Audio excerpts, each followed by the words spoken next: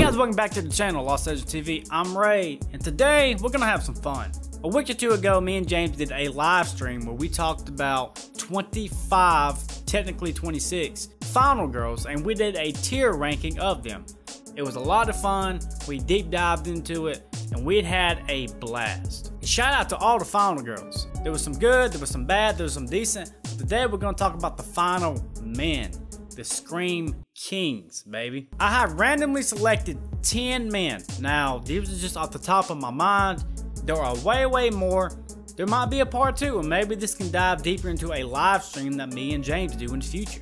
But nonetheless, I have a rule. My rule is that somebody has to go in each category.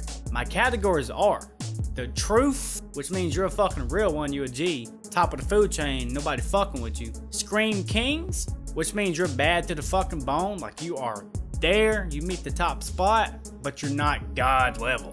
Willy's Wonka, which is not good, but it's not the bottom of the totem pole either. You're just kind of like, you was there. And then last but not least, expired butter, because nobody likes that nasty shit. Now, I'm not talking about butter, because I do like clogging my arteries in ways that I should not, but nobody likes expired butter. So let's begin this journey. I think we should just pick at random. I'm just gonna close my eyes and pick here. And number 1 on the list is nobody. Try this again. Number 1 on the list is Steven Stowe. Thank you. Now this here is a very tough entry to start out in because Steven only had one movie to deal with. However, if you guys have not seen Jason Goes to Hell for whatever, in my opinion, it is the worst movie of the franchise.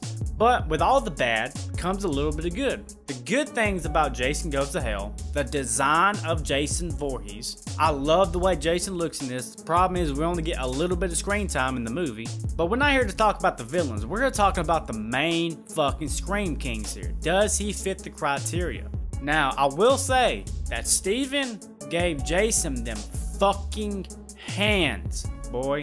I'm talking about he used weapons, he used shovels and shit, and he legit sent Jason straight to fucking hell. Did he have help? Yeah, he had a little bit of help. But when it came to giving him the a rope-a-dope, nah, that was all him, baby. I feel like that in itself deserves at least a top spot for a final Scream King. And I know he doesn't meet the longevity and all that, but if you're man enough to go hand to hand with Jason Voorhees and legitimately his fucking yard at Camp Crystal Lake, I'm sold. You get a badge from me. I'm gonna put Steven and Scream Kings because he fucking deserves it. He came inside that girl, he gave Jason them hands, and he fucking rode off into the sunset so that Freddy can fucking steal Jason's mask and they meet in hell for the sequel.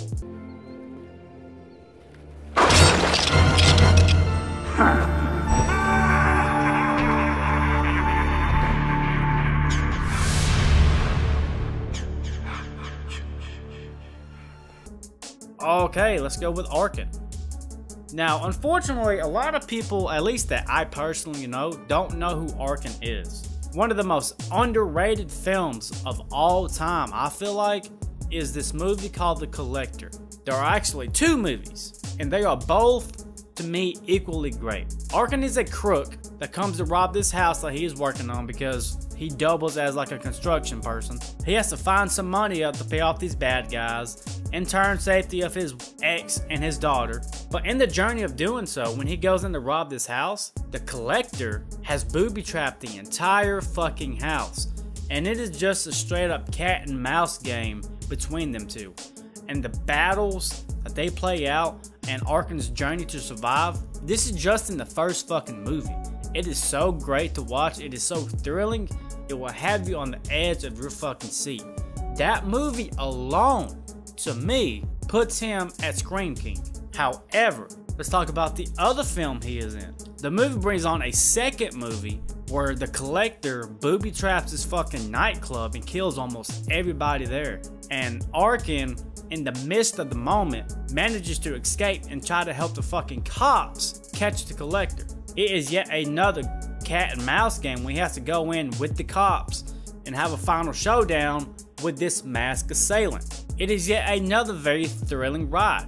I personally like the first movie more, just because of the simplicity of it, but the second one, make no fucking mistake, it is a good movie as well. And what makes the second one so badass, the ending of the second one, spoilers ahead, the collector gets away free, right? And at the end of the movie, Arkin figures out who the killer is, ends up at his house, and traps the collector in the box, which is the trap that the collector used for all of his victims. That was a badass ending.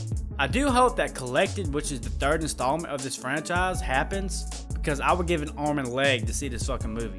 Because there is not a bad movie. Out of these two movies, there's not a bad one. If they can capitalize on the third one and make a great fucking trilogy, come on man, I gotta have that. Unfortunately, back in 2020, when the whole pandemic C happened, they canceled production on that. From what I know, they actually shot for 8 days, then they had to shut down, and then it said the hell with it. But I'm hoping sometime in the future that they do go back and re-explore this fucking franchise, because I need that. So Arkin, he's a motherfucking G. He is going in the truth. Arkin's the fucking truth. Next, picking at random again, let's go with Dr. Gordon. Hello, Gordon. I want to play a game. For years, you have not been subscribed to Lost Legends TV, but this all changes today. Subscribe or not, the choice is yours. No fucking around. Dr. Gordon is in a position that is very different from other people in this category, because he's not running from a slasher. He's not physically fighting for his life. He's trapped, and he has to battle his own willpower to amputate his fucking foot to get out alive and go get help. Now Saw, because I watched this when I was young, back when it first came out. I was a little kid back then. That twist, boy, that was a great twist. Having Dr. Gordon being able to do that takes a fucking mental strength that I'm sure 98% of the population could never do. Does he have longevity in the Saw franchise? No, not really. Yes, he does return, and it is unveiled that he has been helping Jigsaw now, John Kramer, and I just thought that reveal in itself was just fucking awesome. But the thing is, he doesn't have the longevity there, so I can't put him at the truth. So for me personally, I'm gonna put Mr. Gordon, or Dr. Gordon, at Scream King. I know, I feel like he deserves it though. Like, I feel like he deserves it. You know, like I said, he's not running for his life. He's not running from a slasher. Nobody's trying to kill him. Like, he's not involved in the later fucking crazy ass Saw traps. He legit has to make a decision. He's either gonna die there a slow and painful death, or he's gonna cut his fucking foot off, leave that room, try to make it to help, and try to save Adam, which we know where that goes. He deserves it, 100%. No doubt in my mind. Okay, let's see who's next. Picking at random. Okay, let's go with Andy. Child's Play is one of the OGs. It was spawned in the late 80s. At this time, you was having Friday the 13th Part 7 come out. That was deep into the franchise. You was having Halloween 4 and 5 come out around this time. I believe 4. Yeah, it would have been Halloween 4 at this time. That's deep into the franchise, or at least midways into the franchise at this point. Nightmare on Elm Street 4 was coming out at this time, at this year. So you already had majority of the Mount Rushmore of horror already on the big screen, even this year. So when Chucky came into play, he came out with a bang. It's a great concept. Fuck. Oh my god. Guys, I accidentally erased my fucking tier list. 1 second. Fuck. This sucks. I deleted one of these. Scream Kings. One eternity later. No! Okay, I fixed it. Me personally, I think Child's Play 2 is slightly better than Child's Play 1. But Andy in itself is a recurring theme in Child's Play, especially in the first 3 films. As a child actor in 1, I feel like he did a great job. In Child's Play 2, he really put the offense up, especially towards the ending. And number 3, he automatically knew what to do. And then you go into Cult of Chucky with that ending, where he automatically knew what's up. He knew it was coming. And then you had the Chucky TV series, where he's actively hunting down Chucky over and over and over and over. Personally, I feel like the Child's Play franchise in entirety at this point is kind of washed out. I enjoyed majority of the first season of Chucky. The second season, it's just kind of, I wasn't really feeling it, to be honest with you. I haven't revisited it since. I know what happens halfway through it, but I was like, come on, man, like this is getting kind of ridiculous. But Andy, I feel like has to go with the truth. He's been there, he's done it many times. He's got the longevity, he's got the offense. He can do it by himself now, doesn't need help. If it's Andy and Chucky, I feel like Andy's gonna whoop that ass. Okay, how about, I'm gonna start picking at random now because I have to put somebody in Willy's Wonka and expired butter. So, who's it gonna be? Let's talk about, since he's here, let's talk about John Tate for a second. Halloween H2O, when I was a little kid, was high on my list in the franchise. As I've gotten older and I've become very familiar with the franchise and Michael Myers in its entirety, especially exploring the lore of like comic books and all that, I know the Halloween franchise nearly front to back at this point. H2O had a lot of potential. The problem with Halloween H2O is that it was really trying to cash in that Scream aesthetic and dial into the meta-ness like Halloween uses Scream music. And it just had like a too clean feel to it. They kept swapping the fucking masks. They had a CGI mask. They had a terrible K&B mask. The stand mask isn't that bad, but I feel like this is one of my least favorite versions of Michael. I feel like he's a punk bitch. But when it comes to John Tate, he is almost, if not my least favorite on this list. Now hear me out why. Throughout the entirety of the Halloween H2O, and I can say this because I watched this like 3 days ago, we can't give him longevity, which is a criteria I feel like you have to meet to become a Scream King. But you're gonna have like one hell of a situation where you can just plant that fucking tile and just run with it. But other than spending the whole movie running from Michael, the only offense John has is punching Michael when he grabs Molly. He gets a 1, 2, 3 in, and then gets his ass whooped by Michael and gets stabbed. And then he spends the rest of the movie running. They go away.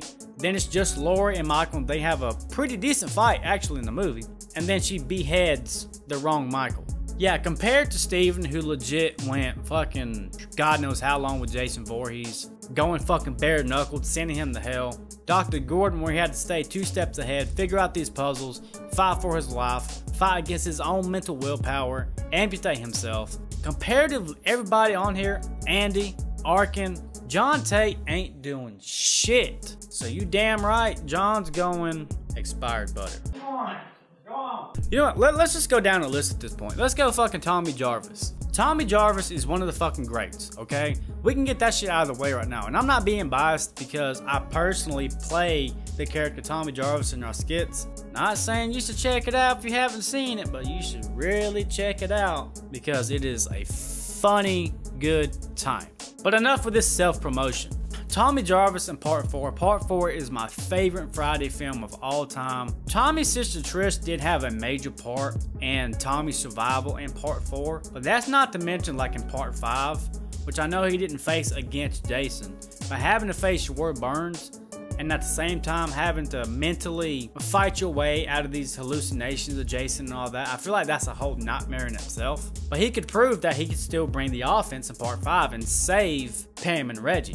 And this motherfucker's so crazy that in Part 6, even though Jason's already dead and gone, it could have been a situation over with, which is kind of a dumb thing to do. He goes back for round 2, digs Jason up, grabs that fucking spear and just fuck you motherfucker, layeth the smackdown on his candy ass. And even after he gets revived, even after he's in jail, after all of this transpired, he still goes and has one of the best fucking final fights with Jason that we have ever seen on cinema. He goes out Camp Crystal Lake, he gets on that fucking boat, he pours gas in the water, he's sitting there in that fucking boat, surrounded by flames with fucking chains, and he brings Jason down again. Tommy Jarvis has to go in the truth, because that motherfucker's the truth. Trust me, I know. Ash Williams. Let's go, boys. It's no secret by now that Evil Dead is my favorite franchise ever. Evil Dead is my favorite horror film of all time. I love Evil Dead 2. I like Army of Darkness, even though it is my least favorite of the franchise. People have crucified me for that, but hey, we all have our own opinions here. I cannot state this enough, I love the 2013 remake, and I really enjoyed Evil Dead Rise. But when it comes to Ash Williams, I mean, how much do we have to say about Ash Williams? Yeah, we can talk Evil Dead 1, where this demonic entity possessed and killed his friends, and he had to survive, and he had to fight his way out and earn his survival. Evil Dead 2 takes the same approach. It's almost the same movie, just a comedy aspect. Has to cut his fucking hand off. But an Army of Darkness, where he has to go find the book and he has to face an army of the dead. Did he have help? Yeah. But make no mistake, Ash Williams is a motherfucking man. Hail to the king, baby. And let's not forget all the Evil Dead video games, which I feel like is highly overlooked. Nobody ever talks about. I know it's not technically canon in the film series, but Ash Williams as a whole is a badass, and he has to go in the truth. He has to. There's not a bad Evil Dead film. I've only watched the first season of Ash vs. the Evil Dead, and I did enjoy it. And although at times I feel like it did get a little corny, you know, they took the comedic approach, which I respect that. So yeah, Ash Williams, Mount Rushmore. Argument settled. Let's talk about Alex. Alex has a very interesting circumstance as well, because unlike slashers, where you have to run from and face off physically, unlike saw traps, where you have to think and try to find your way out, unlike Ash Williams, where you have to face demonic possessions, Alex is facing death, an invisible entity that will use your surroundings to kill you. So that is mad respect off the rip, because it's like sitting in this room and just trying to look for everything that might kill me right here, whether it be electrical wiring, get the fucking ceiling falling in, me tripping on the cord and breaking my neck. The possibilities are endless. And if you have seen the Final Destination franchise, you should know that's very pertinent. That's the whole point of the fucking movies. But when it comes to longevity, I feel like they just really slapped his fucking character in the face. He had a great first film when he's on that plane, he has a premonition. Him and his friends have to legit survive this evil, invisible entity of death trying to come after them, and then he just dies off screen in the next movie. Is that really the best you could do for this character, guys? So just for that, I cannot put him in The Truth. I cannot put him in Scream King. So I think we have our first entry into Willy's Wonka. Let's talk about Jesse here. Jesse has a very unique scenario in Nightmare on Elm Street. Coming from the first film, Nancy, where Freddy was after these teenagers because of what the parents did to them, into part 2 where Freddy's goal wasn't trying to kill Jesse. He was trying to possess Jesse and using his body to try to come back into the real world to fulfill his dirty deeds. Me personally, I love Nightmare on Elm Street 2. I love Jesse's performance. I feel like he also had to endure something completely different that completely separates him from anybody else in this list. But again, he doesn't have longevity, and in the film, he didn't have any offense. Like, he is solely possessed by Freddy. And then old Redhead has to sit there and talk sweet to him to get him to be able to come out. Can that be corny? Yeah, it can be kind of corny. It's weird, it's corny, but it's fun. But is Jesse fucking with any of these other Scream kids? Nah. Sorry, Jesse, I love you, but you're going in Willy's Wonka. Now let's talk about McReady here. The Thing. Ooh. The Thing is the ultimate 1980s whodunit. You can parallel the situation to Scream, where Scream and Ghostface being like it could be anybody. It's in the same vein, but instead of a slasher or somebody thinking out these processes, it's this ancient fucking creature that can manifest itself into basically anything that it wants, which is truly fucking terrifying. John Carpenter's The Thing is one of my most rewatchable movies of all time, and given his situation of him trying to figure out the situation, his journey along, and him figuring out what the thing is, and at the end you don't even know what the thing is. You know, it's the ending of The Thing is kind of like The Shining, where even to this day, years upon years later, people are still debating the outcomes of it. It is cinema at its finest. Thing is, he didn't have the longevity. Kurt Russell played a phenomenal role in this. He killed it. I love the character. I love the plot. All the elements about The Thing just ties in together perfectly. I hear some people ranting about like the bad practical effects in The Thing. Me personally, I think it's gross as fuck. Like, I'm sold. Like, I don't have any problem with the practical effects of the creatures manifesting to all of these fucked up, sick ass anomalies that it turns itself into. Yeah, me personally, I really do. I love it. I love The Thing. I love the movie. I love this character. I'm gonna have to put him in Scream King. Look at that. We're kind of like losing bars here, which is a metaphor for my optimism. That's it, guys. What do you think? Just to review one more time, in The Truth, we have Arkin, we have Andy Barkley, we got Tommy Jarvis, we got Ash Williams. And Scream Kings, we got Steven from Jason Goes to Hell, we got Dr. Gordon from Saw, McReady from The Thing, and Willy's Wonka, we got Alex from Final Destination, we got Jesse from Elm Street 2, and expired butter, the worst one of all, is John Tate from Halloween H2O because he just did not bring anything to the table. That's my list, guys. Thank you so much for taking part of your day to kick with me. I love you all. Until next time, adios.